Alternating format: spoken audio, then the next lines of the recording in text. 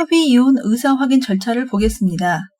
반드시 부부가 함께 본인의 신분증, 즉 주민등록증, 운전면허증, 여권 중에 하나입니다. 이것과 도장을 가지고 통지받은 확인 기일에 법원에 출석해야 합니다.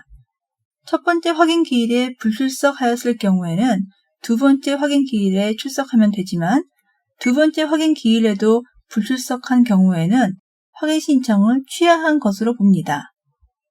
부부 모두 이혼 의사가 있음이 확인이 되면 법원에서는 부부에게 확인서 등본 한 통씩을 교부해 줍니다. 부부 중 일방이 외국에 있거나 교도소에 수감 중인 경우에만 다른 일방이 혼자 출석하여 신청서를 제출할 수 있습니다.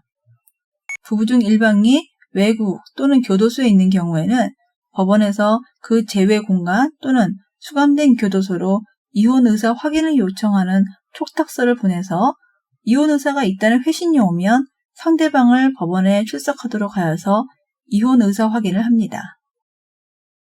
협의 이혼 신고에 관할 가족관계 등록 관서에 대해서는 이혼 의사 확인서 등본을 교부받은 날로부터 3월 내에 당사자 일방 또는 쌍방이 등록 기준지 또는 주소지 관할 시구 읍면사무소에 확인서 등본을 첨부해서 이혼 신고를 하면 됩니다.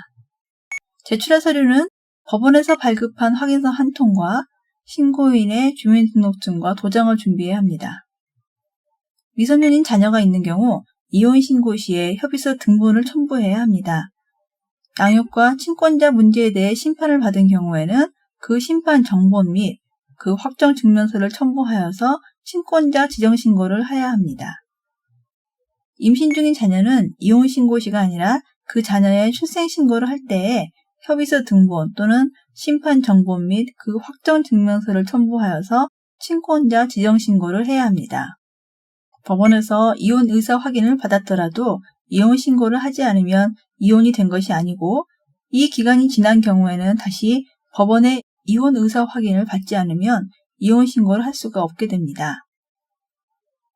확인서 등본을 분실한 경우에는 다시 법원에 이혼 의사 확인 신청을 하거나 확인서 등본을 교부받은 날부터 3월이 지나지 않았다면 이혼 의사 확인을 하여준 법원에서 확인서 등본을 다시 교부받고 이혼 신고서를 다시 작성해서 이혼 신고를 하면 됩니다.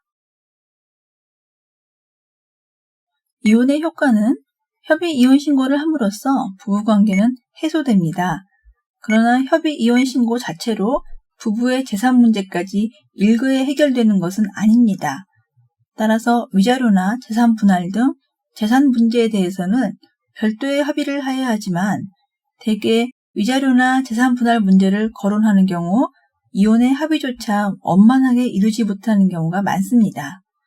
추측하기로는 이러한 문제로 인해서 협의 이혼 신청이 취하에 이르는 경우도 많을 것 같습니다. 따라서 재산 문제, 양육 문제 등에 대해 원만한 합의가 되지 않는다면 이를 별도로 논의하든지 혹은 한꺼번에 정리할 수 있도록 소송 등 법적 조치를 취하는 방법밖에 없습니다.